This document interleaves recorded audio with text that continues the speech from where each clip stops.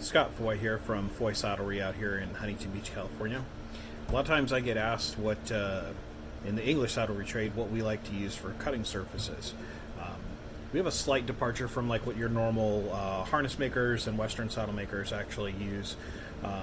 We do use the typical, what you can buy from the cooking stores, just like this poly board.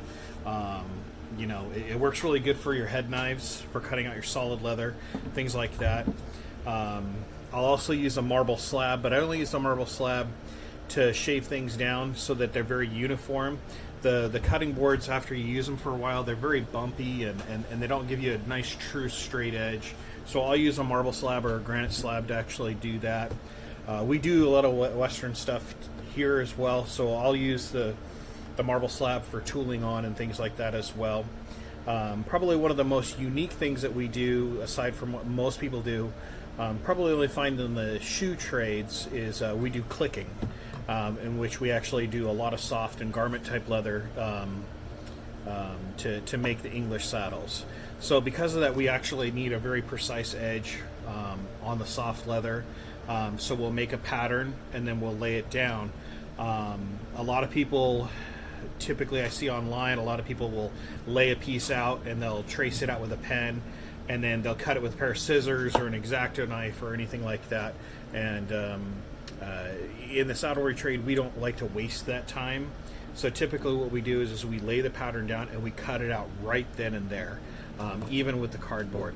The best surface we found over the years, and it's a very traditional surface to cut on, is aluminum or zinc.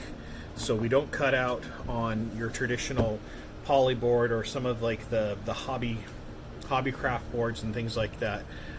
We'll cut out on a piece of zinc. A piece of zinc or thin aluminum will last you years, and it doesn't dull the knife and it doesn't catch the edge. So you don't get that where you sink in and it goes to a certain point and it kind of like jerks the knife and things like that.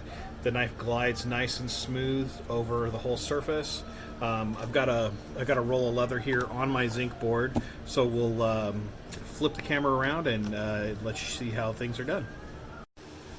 Alright, so here we go. This is the cutting surface. It's just a zinc or aluminum type material. I actually bought this at Home Depot. As you can see, it's had some use. It's got some lines in it and things like that. This is just a regular piece of garment leather. I believe it's a little over 5 ounces.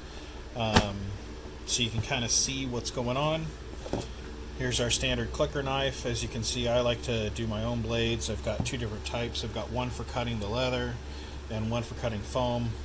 This is typically what you'll get if you go to like Tandy or any of the leather factory or anything like that. This is a great surface also for cutting foam on as well. So here you go. Watch.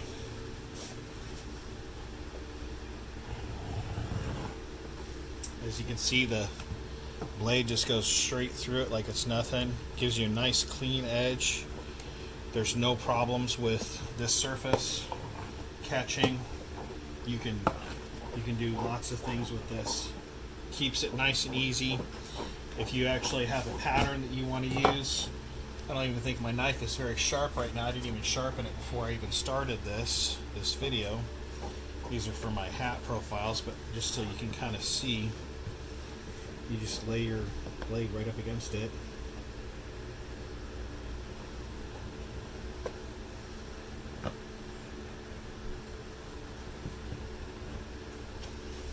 And it gives you that nice perfect edge that you want every single time.